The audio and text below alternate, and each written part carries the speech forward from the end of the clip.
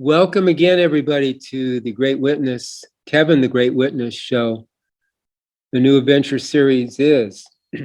I'm Dean Bell here with Jeremy, and of course, the star of the show, Dean Kevin. And today he's going to share more of his experiences on the real side, and we're going to comment on them and ask questions and just have some fun with this. And welcome, Kevin. What do you have for us today? In this real side experience, I would find myself in the company of another individual, and we were signing up, it seems, for an assignment. It rather suggested that once again I and others were agreeing to participate in opportunities presented by life and the real guides, through our continuous intent to want to partake of activity that will assist in the galactic wake-up on the real side, to reach all individuals that we can, to extend to all the opportunity to become more aware and supersede the effects of a simulator in a demise that individuals will have to experience if they remain with their personal selves only. Personal selves that, through the agreements that make up the consciousness of, as they lock their awareness only in these personal selves, they are contributory factors to the simulator deterioration, and continuing to be so as they remain in agreement with their created consciousness ideas of distortion. All who become more aware help, therefore, offset the simulator situation, as agreement with ideas of control and restriction are released, and so the distorted agreements are no longer cause and effect expressed as additional restriction to the simulator. And also, through the real side, we continually seek agreement to assist with the creational happenings, the dastardly fate that awaits the Earth and other such planets, should the controllers achieve their destructive goals. Also, there is much by way of training and preparation for that which we will be doing on the real side and on the physical also, if enough real side agreement is secured that allows the actualization of that which we are endeavoring to create on the physical. And very often I will be having real side practice runs for the real side activities I will later be participating in. A lot of the practice with me and many other aware people I see on the real side is for what they are to go through, according to their agreements and intent, to continue on with their awareness process and be involved, and this can take the form of military-style scenes and preparations, almost like boot camp, with everything being about awareness, the becoming more aware. Really, what we are doing in preparation must be a refinement of our focus and intent through the 5 bodies of the personal self, and a continuing recognition and awareness of what's going on in creation, and then ultimately a recognition of the is. This process then is very often presented to the personal self as a military training, but of course what we are doing has nothing to do with physicality through the personal vehicles, or in any way what literally would seem as though we were preparing for conflict and to oppose others, but rather it is a constant refinement of our focus and intent for what we must continue to go through and face as we transition into the recognition of the beings of light we actually are.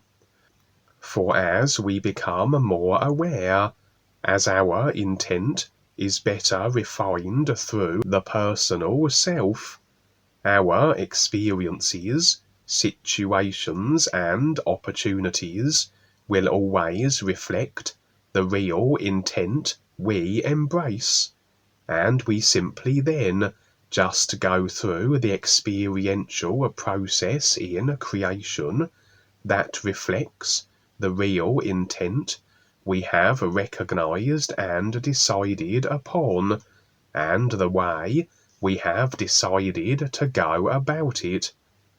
In this real side experience then, before our assignment, vigorous training was required, as though the assignment we had agreed to would be such that without such trainings, refinement of intent, and focus, it may be beyond us to achieve, as we always do, take on more responsibility, take on greater challenges that we can become more aware through, and in turn have the chance to reach more through the greater challenges we attempt.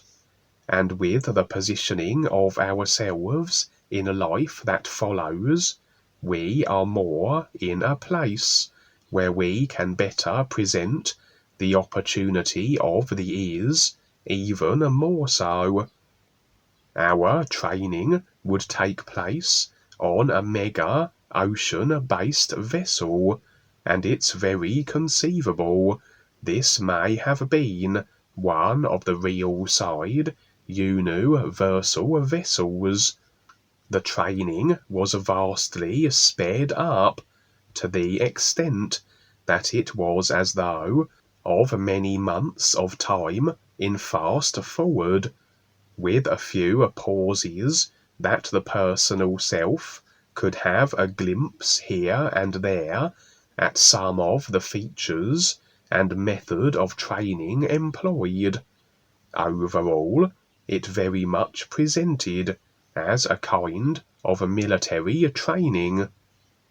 The ultimate objective was that we would be a sea rescue unit of a kind, pulling people from the oceans, that they would not be drowned.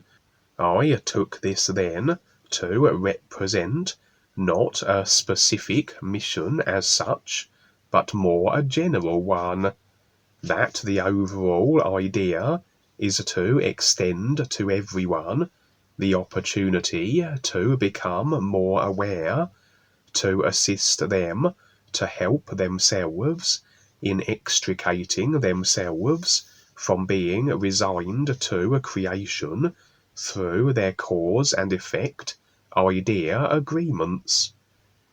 We can't save people, but we can give them the means to save themselves if they decide. And so it was as though we were to be liberating people from the oceans, the surface of which represents the boundary layer between the depths of the psych realms of creation and the real awareness and isness above the waters. And as the preparation was so lengthy and necessary, it suggested some great wake-up method that we were to be involved with, that perhaps would reach more people. But to achieve this required a great focus and refinement of the personal self on our part. We had to prepare ourselves far more than ever before if we wanted to be a part of what could have multitudes of people wake up and thus be rescued from the psych realms of restriction.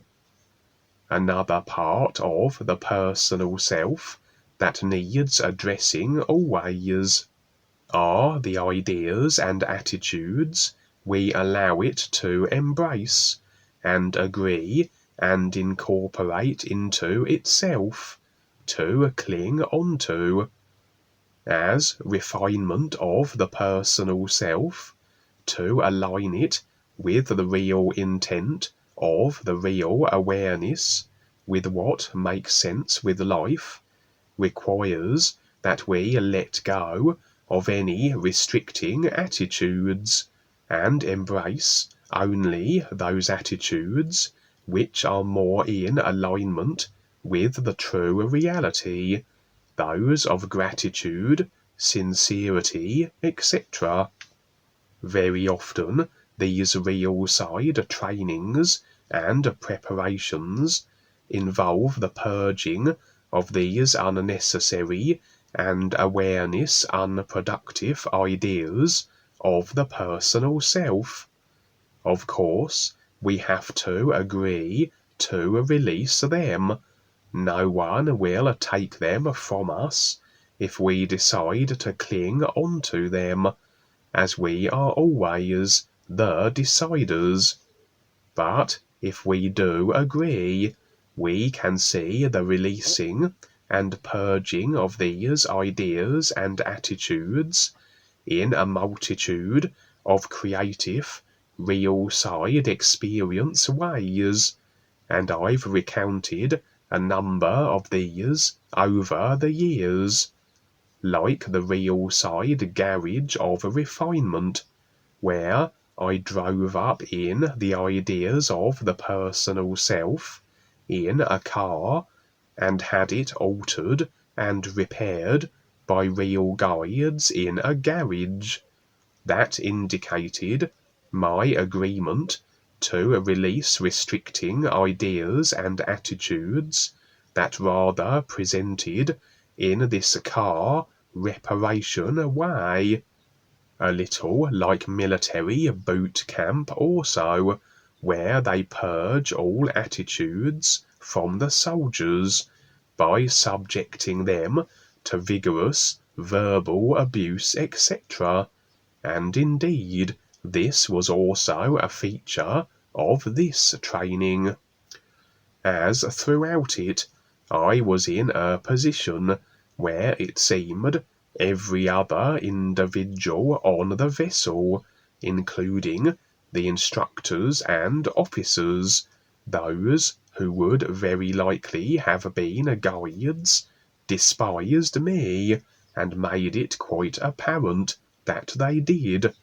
As a consequence, my personal self responded to this situation through the ways you might imagine: rage, depression, anguish, fear, sulking, etc., etc.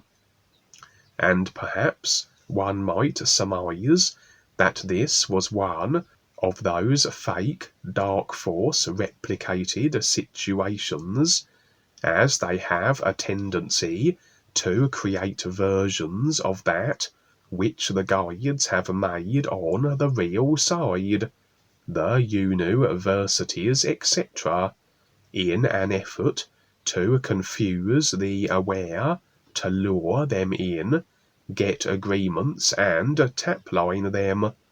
And very often having scouted out these fake, distorted, dark force versions, if I am discovered, the facade tends to be abandoned, and all the dark force peoples present become aggressive and confrontational, as they realize their ruse has been seen through and recognized for what it is. Although this real side experience and situation didn't have that sense or impression about it, and despite this ostracized position I was seemingly in, I felt compelled to proceed with it, and excelled in the various classes and trainings regardless. I would have suggested that this was by Real Guide's design, like a boot camp to purge attitudes. This was effectively subjecting me to a situation that would have me recognize all the various ways my personal self automatically reacts to adversity. And like any idea or emotion, how we choose to react is another decision to create a cause that generates effects. The idea is to stand in objective indifference to everything we must face and go through on our process, like the sun shining. And if we add any emotion to the situations we find ourselves in, we cannot be standing in the nowness of our real awareness indifference. We are creating through the personal self, and sitting in the simulation of whatever emotion we have chosen to create.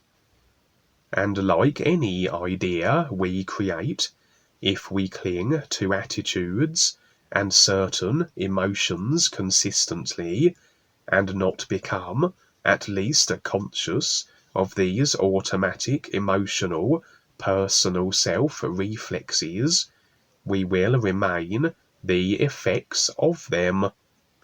And it would seem that whatever we were preparing for on these vessels would be very taxing for the personal self, and we would unlikely succeed if we clung on to our favoured personal self emotional reactions, as they would certainly be activated in whatever assignment it was that this training was leading up to, if we didn't release them and get more conscious control over them.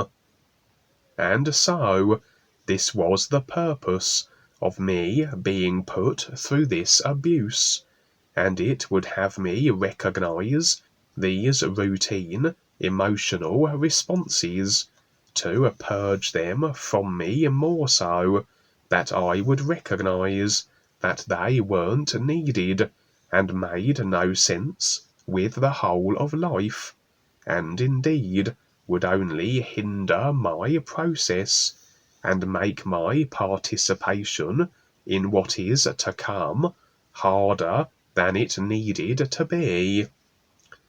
For everyone decides what they do and what they create, and as we continue on, the confrontation will become more so. So we ought to become better at maintaining our indifference to creation and the ideas and attitudes of others, if we are not to get caught and embroiled and sucked into the overall effects through the emotions we activate in response to it all. And indeed, there would be almost a final test to determine if I had indeed come through all the months of abuse, and could stand in indifference to everything creational, as at one point there was a smaller ship with a crew. The crew were some of the most abusive individuals throughout my training, and they were sinking in their ship with no chance of escape. Again, I suspect they were in no actual peril.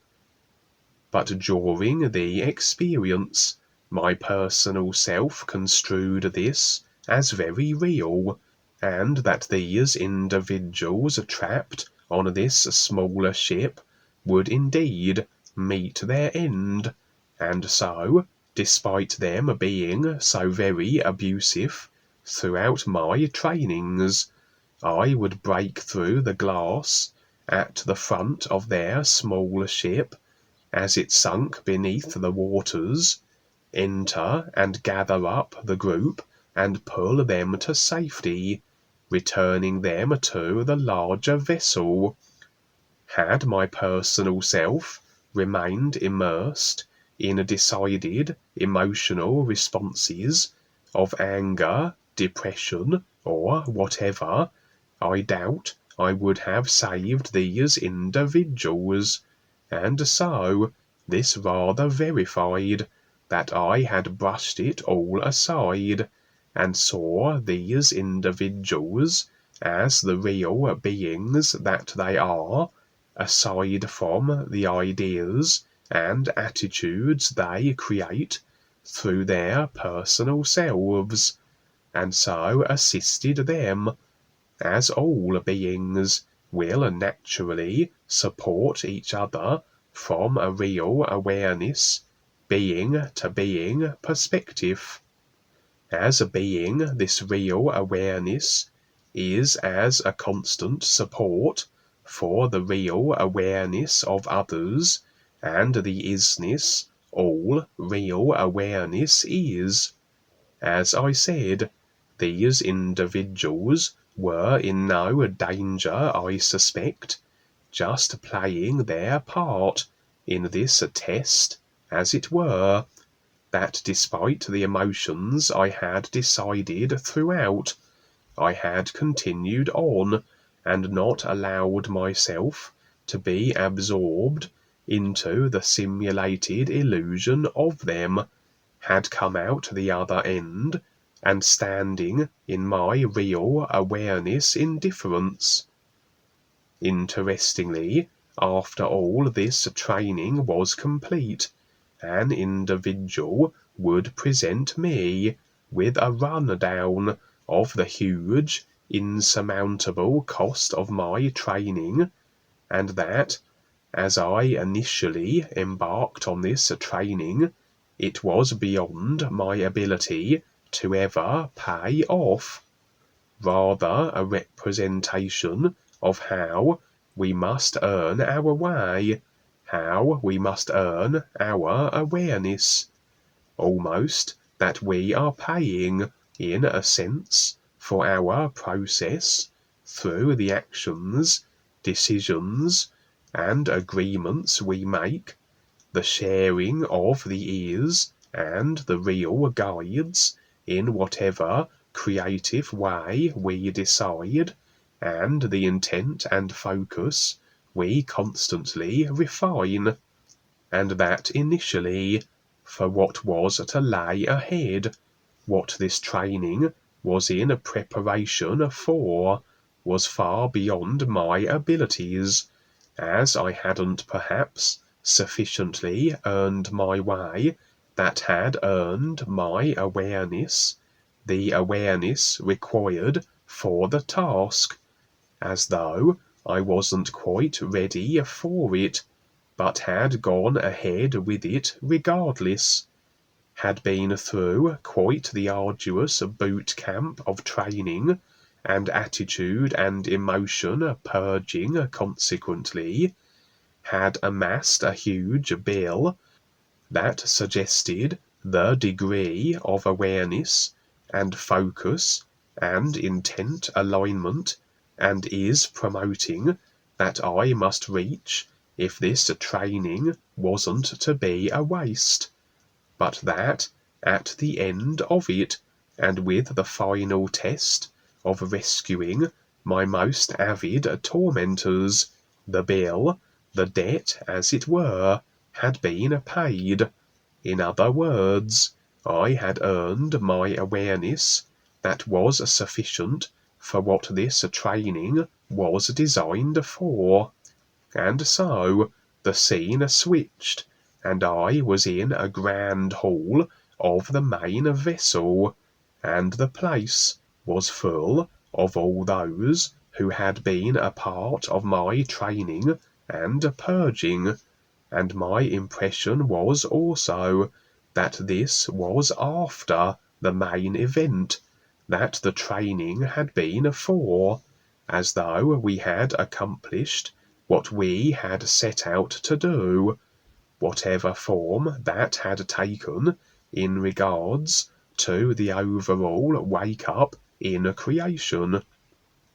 For I seemed very weary now, as though whatever had transpired, what was yet to come, had taken its toll, as I rather limped in, and was aware also that my creational, physical vehicle health was failing me, and perhaps it hadn't much life remaining it, unless I skipped into another body vehicle, of course. But the room of people would applaud my efforts, and I approached the head of the hall, an elevated position that overlooked the seated area and this gathering. There, in a row of more elaborate seats, would be the top military officers, and sat in the middle would be the Admiral of the Seas. These were undoubtedly real guides, and I was to approach them now, and be acknowledged for my participation, it would seem.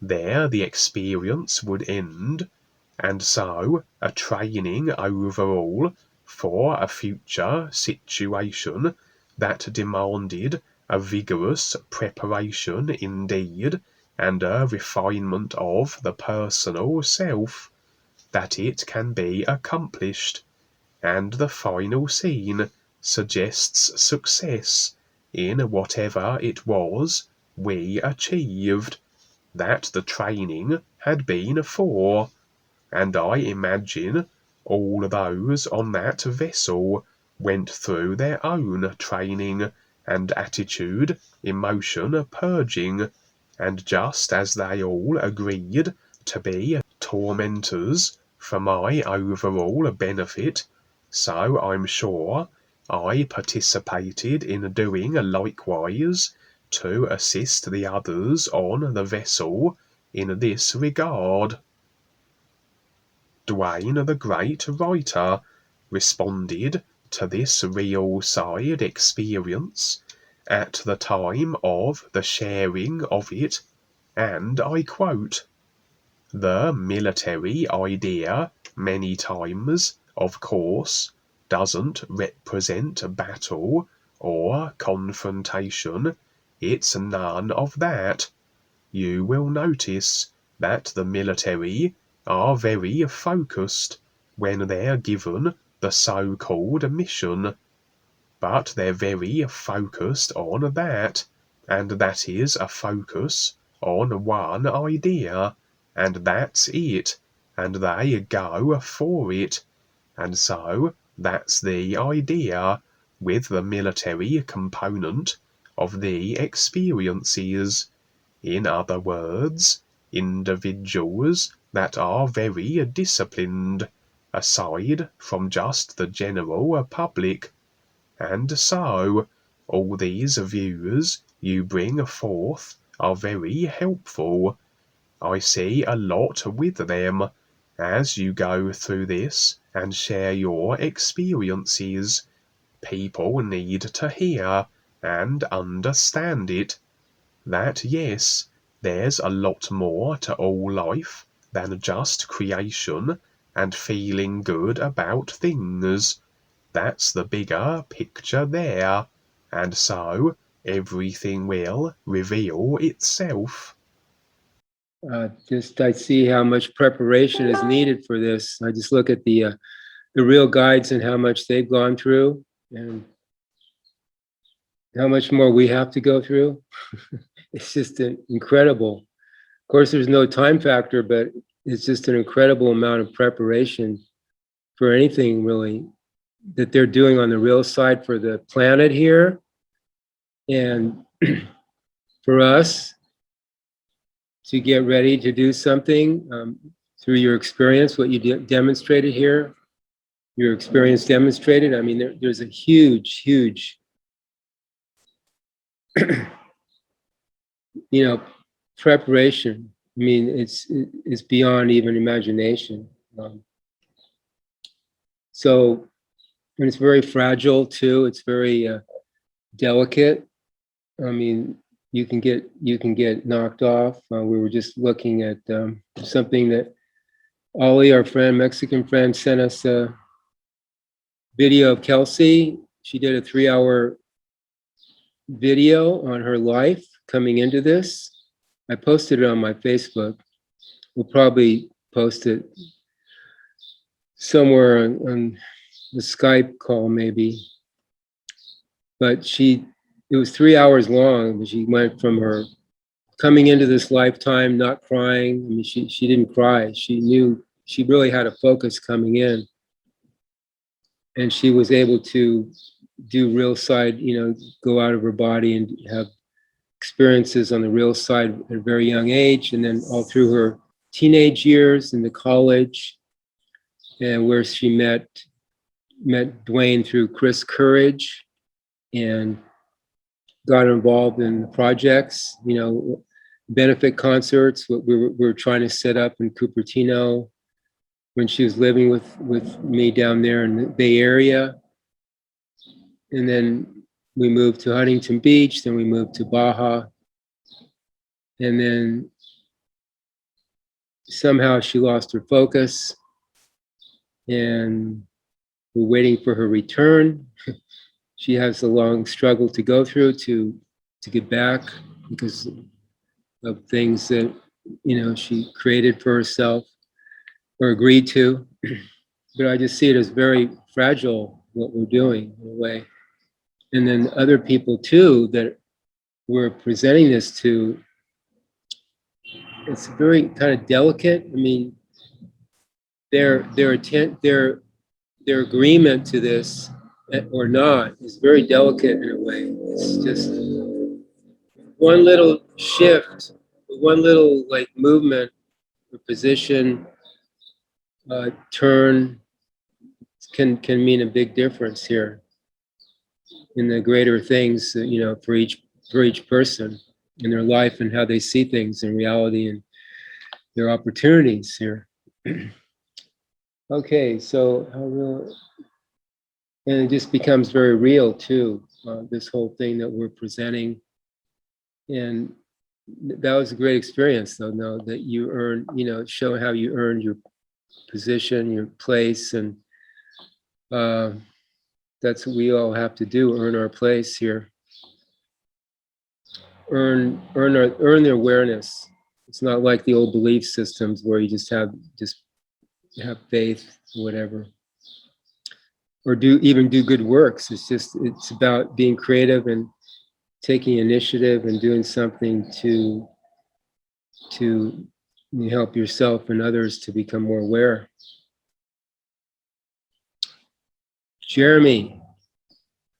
Not much to add. It was pretty clear and concise, other than I wanted to say that on the real side that I thought maybe it was just me, maybe sort of going through it, but hearing Kevin's experience, it seems that there is a refinement of the personal self going on. I've had to face a lot of things like for instance, without getting too much into my experience alone, is that I had to face an idea of wants of the personal self. I said, I was sitting and I said, well, that's cool, but it's not the is, that's what I said. So there's this constant refinement, and it's been more so the past couple of weeks, but so it's just a little confirmation. So I want to say thank you.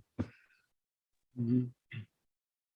In a way, we don't have to go out of our way, to do this. Just do what you do. Like Dwayne says, do what you do. Keep your focus. Do something that makes sense, that contributes to the whole of things, and you'll be okay in a way. But just there's so many distractions here that it's sometimes hard to keep that focus.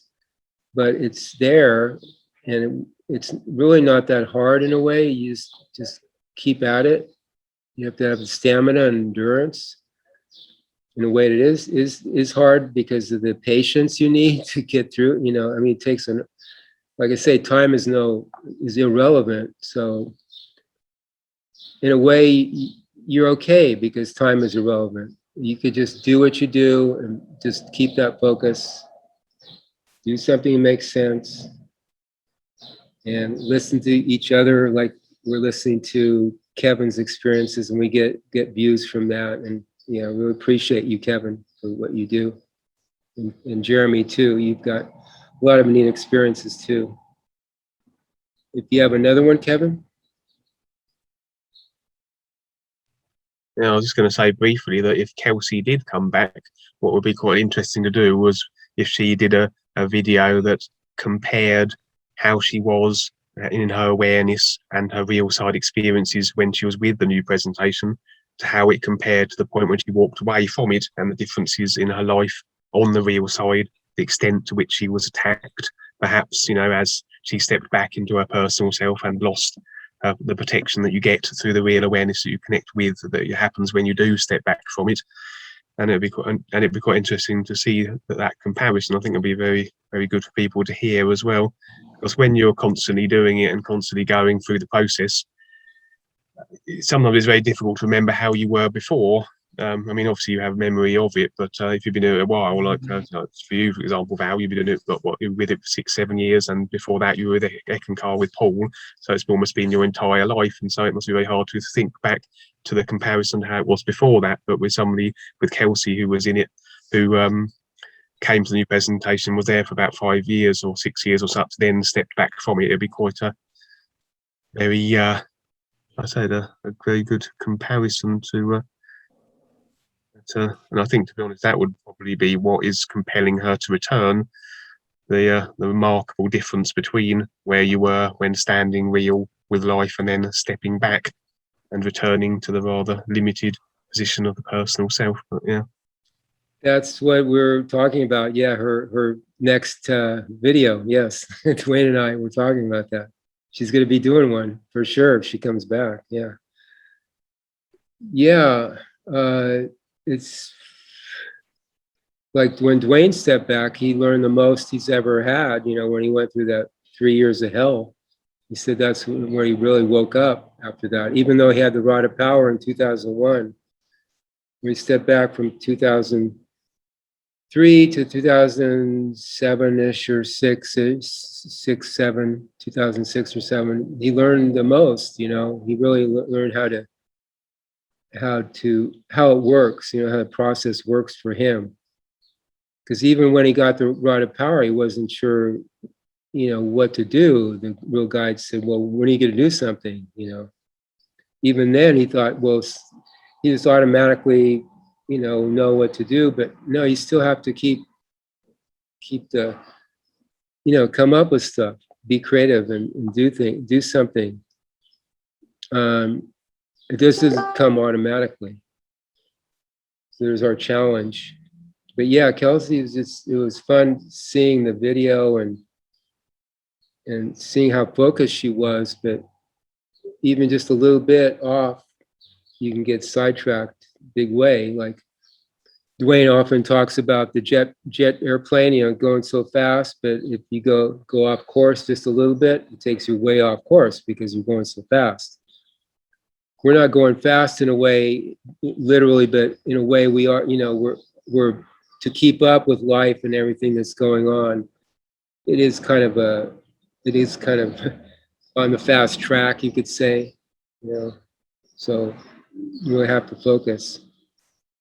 And yeah, my journey too, from Ekankar to this, came in 2014, end of 2014. I'm more kind of duh with the whole thing, but that's okay. It seems like it's working for me.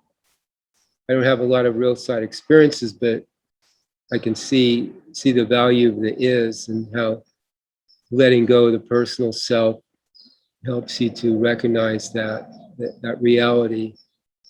So maybe I don't need as many of those experiences to just see it, because that's like the end, that's what we're trying to do with these experiences, is to recognize the is and become more aware. So whatever it takes. Go ahead, Jeremy. I just wanted to say, I don't know if I shared this experience with on any Skype. I forget. I don't know if you want to keep it in there either, but I'll just say it, is that it was really straightforward. The experience was really straightforward. I saw Rebizar standing in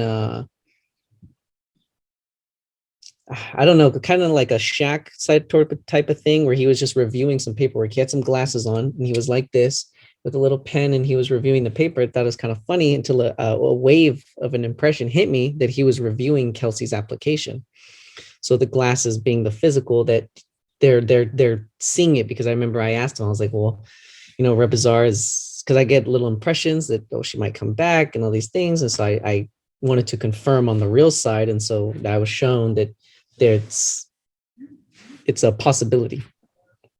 Yeah, and Dwayne just had 2 or 3 days ago, she was standing cheek to cheek with him, like up, like cheek to cheek. And then something else was going on too, but she's around, she's willing. She just got to get through her personal self. It's a biggie. It's going to be a biggie, but she'll have a great story to tell when she gets back. In this real side experience, I would find myself initially in a rudimentary, very mundane, of planet Earth design building, large as it was, with all its endless corridors and adjoining rooms. I had some purpose or other as I entered this large building, my personal self just going along with it, as though walking into the cinema late and having missed the scenes that led up to the point where the personal self now is afforded the view. Winding my way down a corridor, I would encounter a very stern, no-nonsense woman, looking very smart indeed in her tailored suit. I didn't have any impressions as to her identity. She was rather fierce in her mannerisms, but she wasn't ill-intended, as were my impressions. Revealed now was my purpose for being here. As it seemed, I was requesting a new job, or an assignment, and this woman seemed to be the one to ask. With decided activities that we execute, that are beneficial and make sense with the whole of life, we will earn our way and become more aware as a consequence.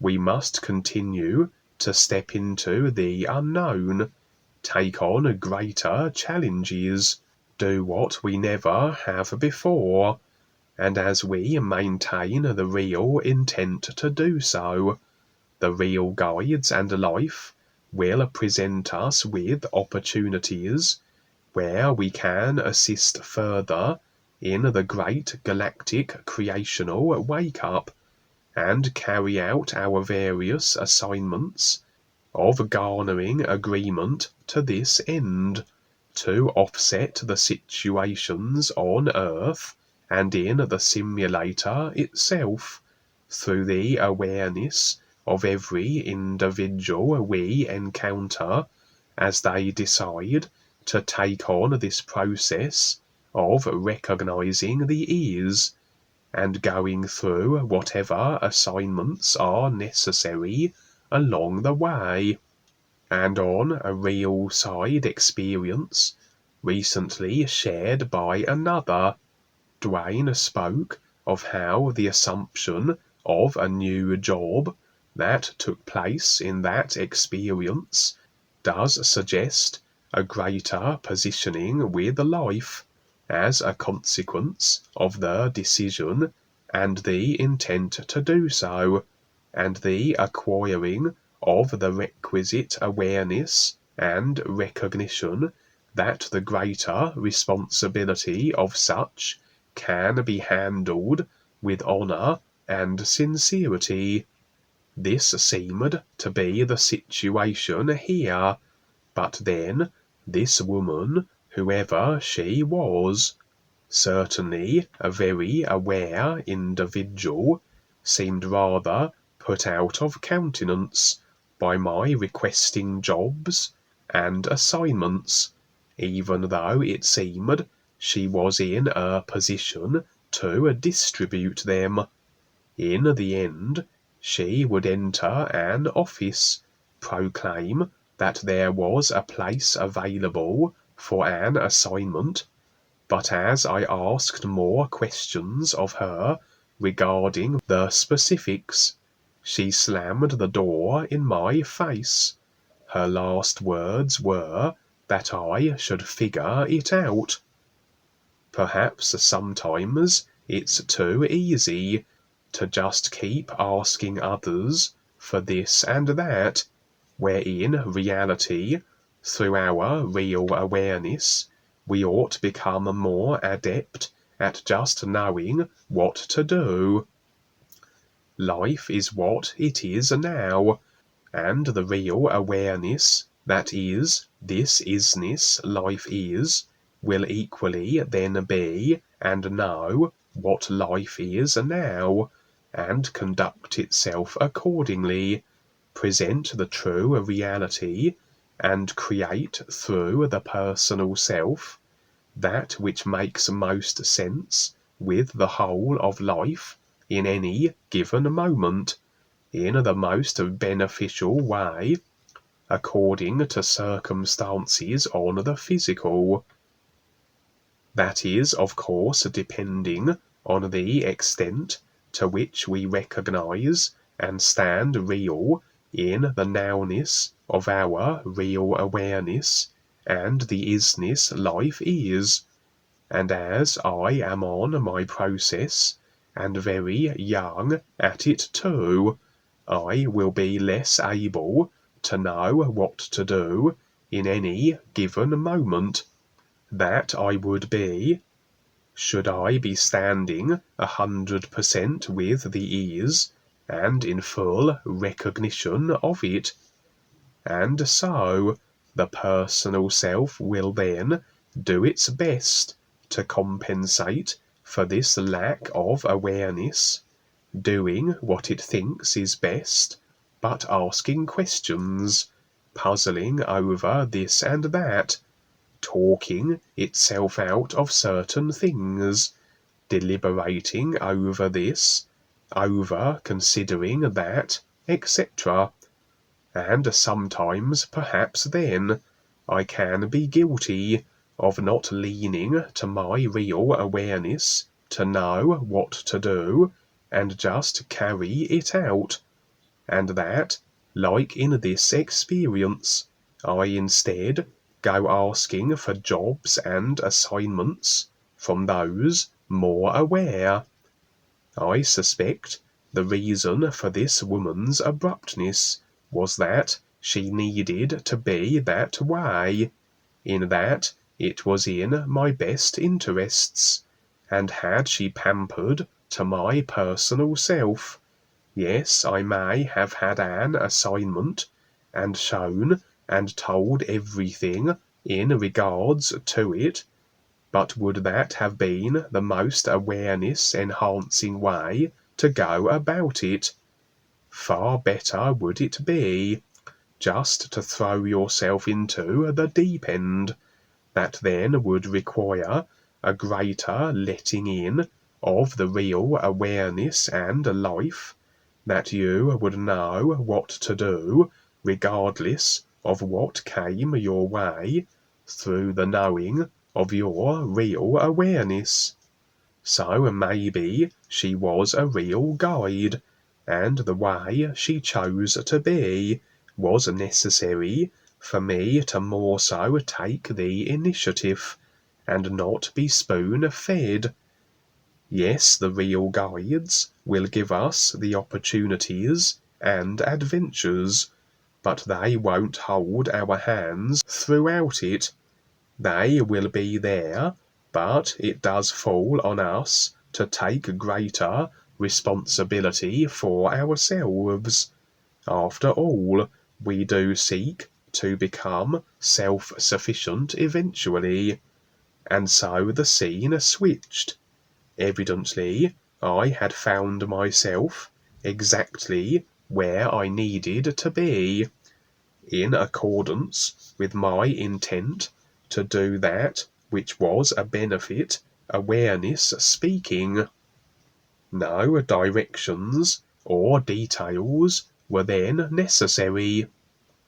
And with the personal self seeing this was so, this was a reminder for it that it needs to just allow life and the real awareness in, and everything will be according to the real intent, and the experiences will roll out as they will.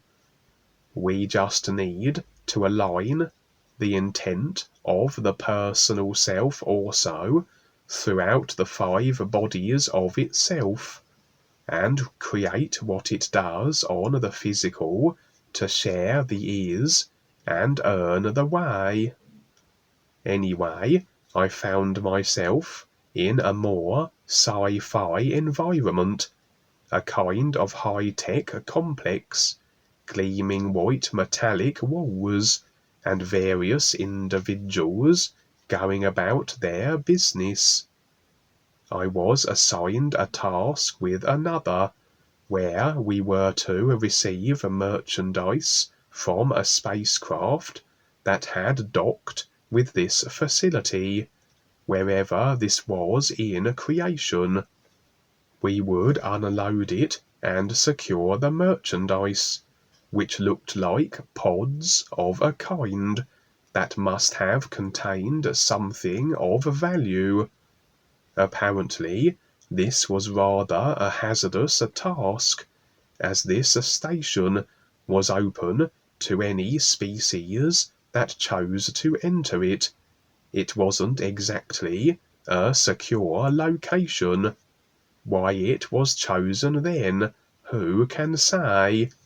And my associate that I was working with was rather taking the lead in this unloading, as it seemed to be his decided function, and I was more in an assisting capacity.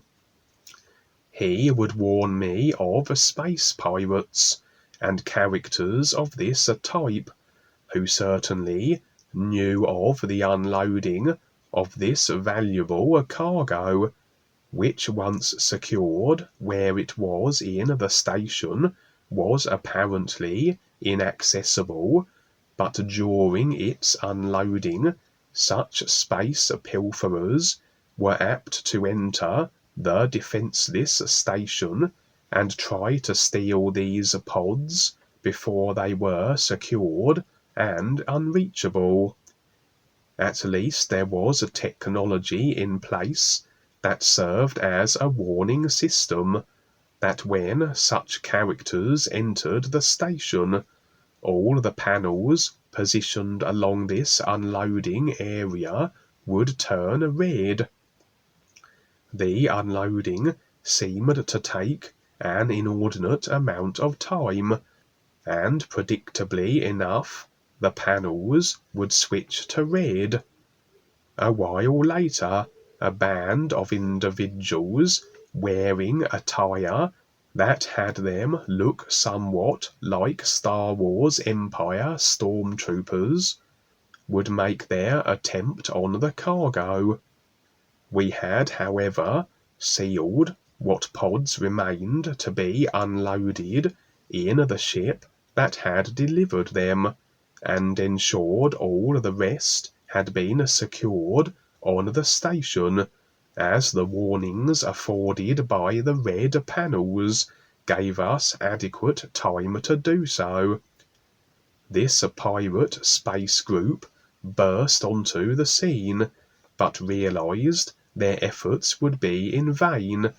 No cargo was accessible.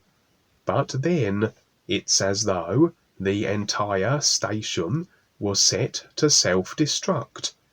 I had the impression that whatever these pods were of such value that they were actually to be destroyed with this station that housed them, as though this was the best option.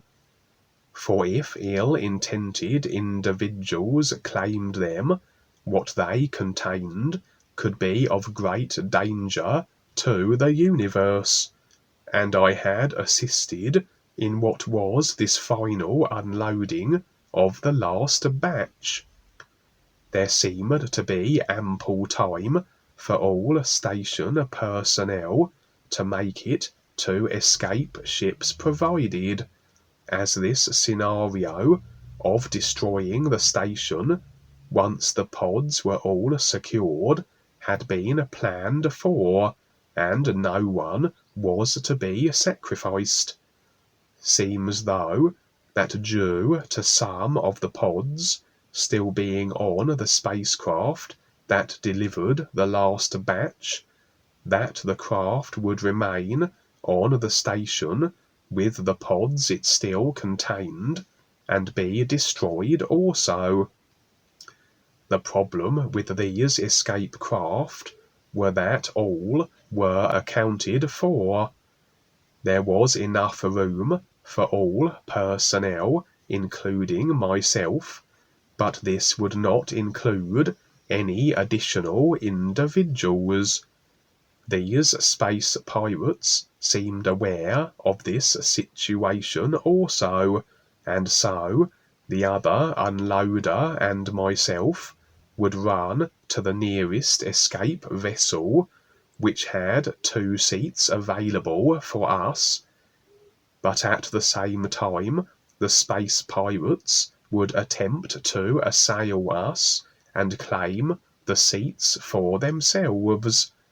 They numbered 6 or so, but maybe they also would oust others from the escape vessel and steal their seats also. We defended ourselves, then ran headlong for the escape craft, keeping ahead of the pirates enough that at some point they realized they were not going to make it to the escape vessel before we did, and so turned tail and ran back, perhaps attempting to return to whatever craft they had utilized to get here. They would have far to go, as where the entering spacecraft docked was far from this unloading cargo area, and the escape vessel designated for those doing the unloading. Hence why initially they felt it prudent to make a bid for our escape vessel. We dashed into the vessel, sealed the doors behind us, and scrambled to our seats, fastening ourselves securely to them, and the escape vessel would prepare to disembark, now that all personnel assigned to it were accounted for. Enough time afforded that all escape vessels could leave the station, which then would self-destruct and destroy the stored pods, whatever they may have contained. Duane, the great writer, responded to this real side experience at the time of the sharing of it, and I quote, "At the beginning of your experience, I know it takes a while to figure this out, and yes, you are young at this. Actually, we're all young at it. I don't see any time limit with it, but it's actually with your real awareness and recognizing this intent with the ears. It has very little to do, if any, with the personal self, but it does come back at the personal self, and the personal self questions it, but actually it has nothing to do with it. That decision to do whatever, yes, again, we decide all the way, and it's not just a generalization, etc. You have to be very specific, just like if you're going to pick a career. If you go to the college counselor and he asks you what you want, what class you want to take, what you want to be when you grow up, etc., you can't just say, whatever, I want to be something, make money, get a job, buy a house, because that's a generalization. You really have to pin it down and go through the process itself. So with the whole of life, because things are so real, compared to where we are at here in the personal self, because again, these are pieces. We deal in generalizations. In reality, it is like the sun shining. It's a oneness. It's an allness. And you have to be specific to recognize it. So again, yes, you're basically correct in the assumption that when she slammed the door on you, it's a kind of a wake-up to that there is more than what you're thinking it is. There's always something more there. It's very subtle how it is. And yes, getting to the point is a whole lot, because again of how we've been literalized. It's really being able to be very objective about the personal self, and really recognizing that that is not you at all. In 2001, I just learned to see things, and this is one of the things that I saw, and that is what I called the three nothings, and brought this around, and saw that this was very essential, and to recognize there's more than three, but that basically I know nothing, I want nothing, etc. And these have to be real. So it's not just about saying them, but they become actualities. So there's that hint there, but it's a lot to define. And again, we are the deciders. It's very important. We must keep looking to ourselves to decide. It's like, okay, if you want to be the soldier, you're going to train to be the soldier, go out there and fight the enemy, etc. In other words, specifics. All the way along the line. That's what you're going to do. You're going to get to the point where you're going to live or die. That's a real risk-taker position. And with what we're doing also. We've been babied along the lines, and this is where the membership ideas and all these worshippers and meditators fail, because again, They're basically looking to authorities to decide to take care of them. But this is the risk-taker position with what we're doing. And are you willing to face everything? Or is there something that you want to hang on to? Is there something that you really need to hang on to? And yes, of course, we have our personal life. We don't just give it up. That's not the idea. You do what you do while you're here, but at the same time, you might say, you don't create, but you define your real awareness. Only you can define that specifically. People will want the freedom. They will want to be free. They will want all these things, all the goodies. But at the same time, they also want things in their personal life. They want that to continue also, their relationships especially, and that's fine, but it's not going to work. Like the sun shining, there are no relationships. There is none of that. It's all seeing and being. So you really have to decide if that's what you want. And so, as the steps go along, you can only go so far with the personal self, and then that's it. You just keep revolving.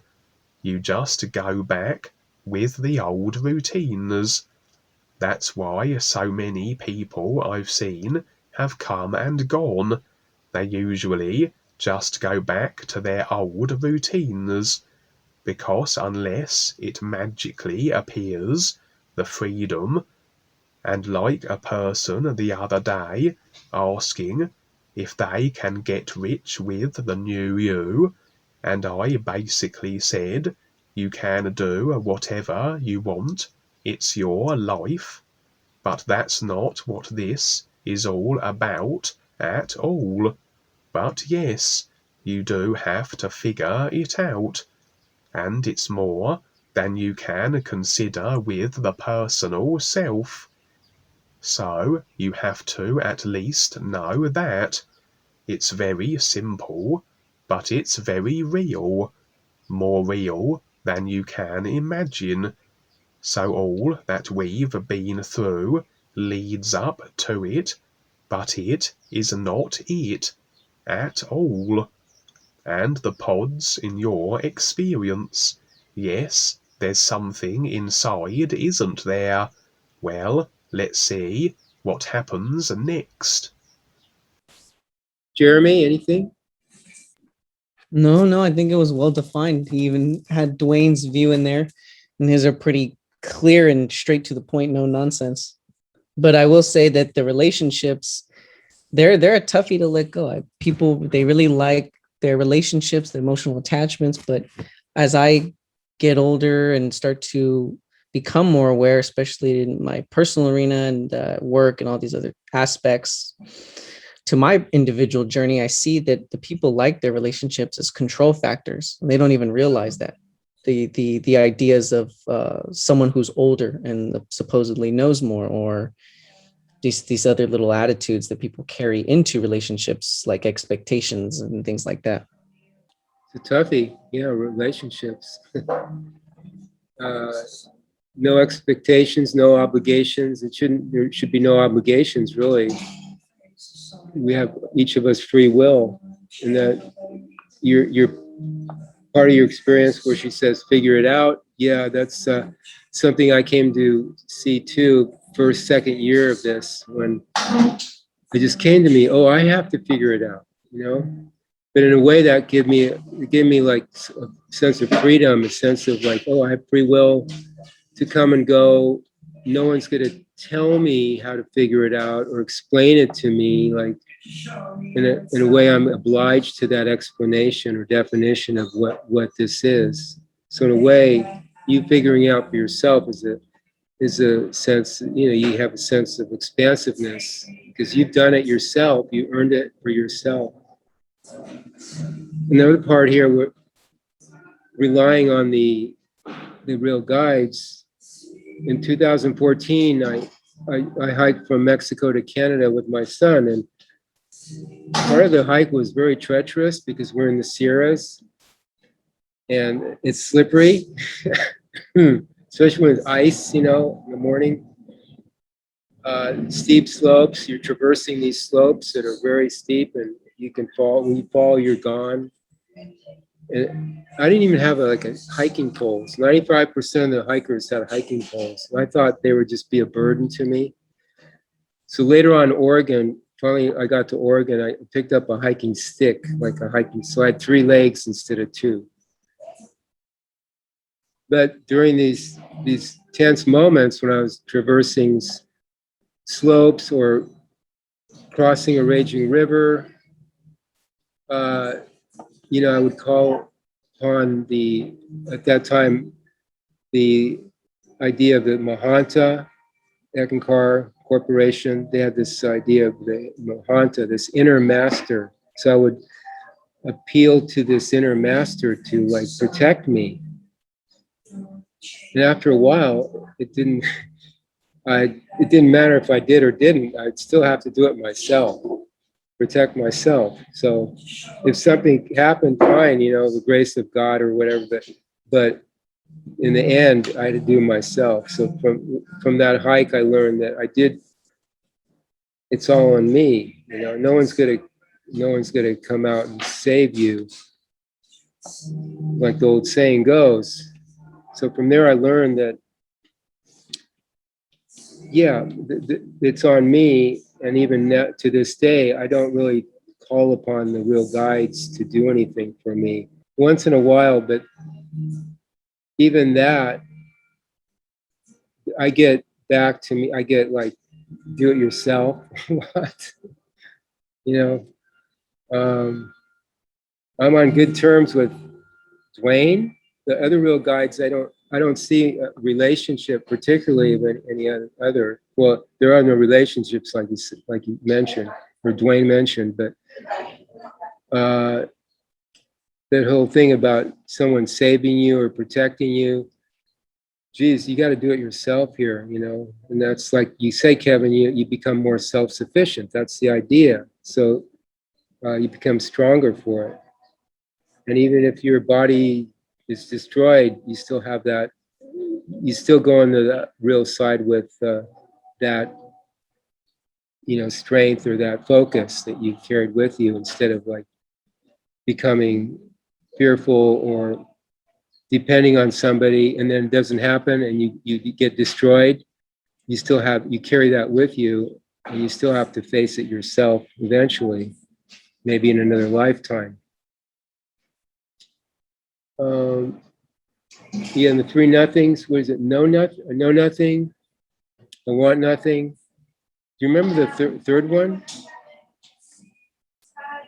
No, I was when I was listening to the recording, I was writing out what Dwayne was saying in response to it. He only said 2 of the 3 ones, and I was trying to think to myself, what was the third one? Well, I think he forgot the third one too. Yeah. Sometimes he forgets, and I don't think it's I am nothing, but maybe something along the lines, because I am nothing is kind of a negative, implies you're nothing.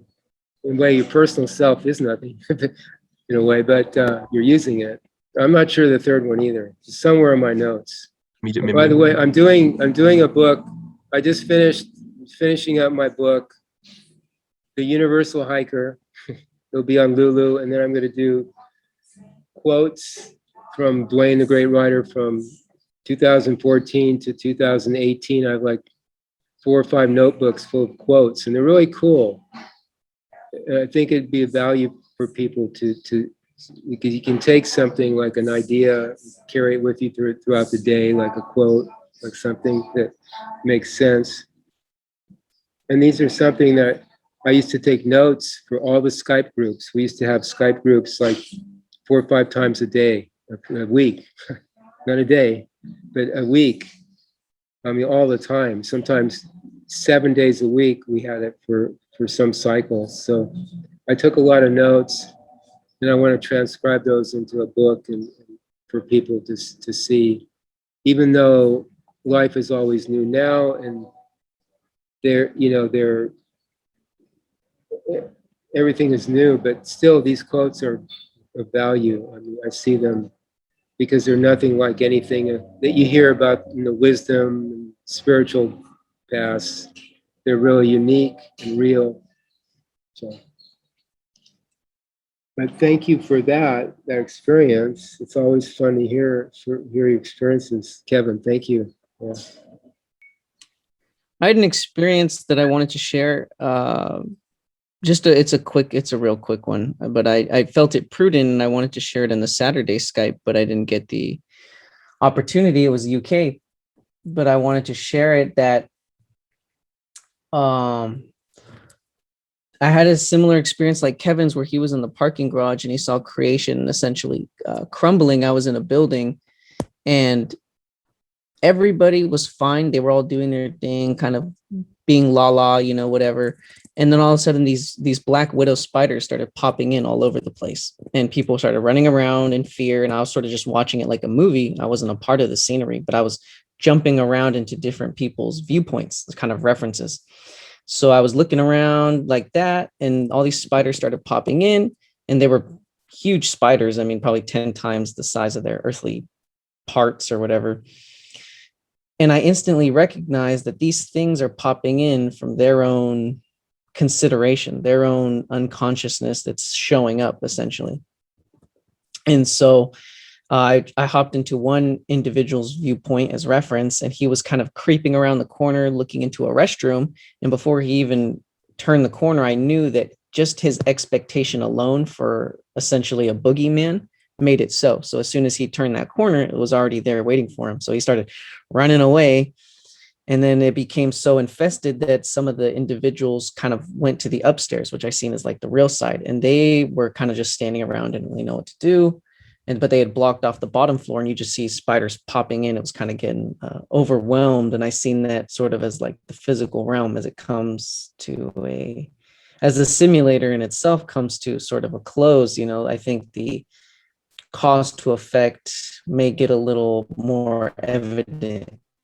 But the individuals who were on the second floor, that's when I placed a body vehicle, and I didn't show them a way out, but I basically found my own way out. And then they were like, oh yeah, huh. So that was that. Thank you guys for listening. Thank you. Thank you. Yeah, this stuff is caught, not taught, as they said in the corporation. So the role model thing and just watching people and listening to their experiences really helps. So that's why thank you, Kevin, for what you do, and keep it up. Okay, so it's you. Jeremy? You. And Kevin? You.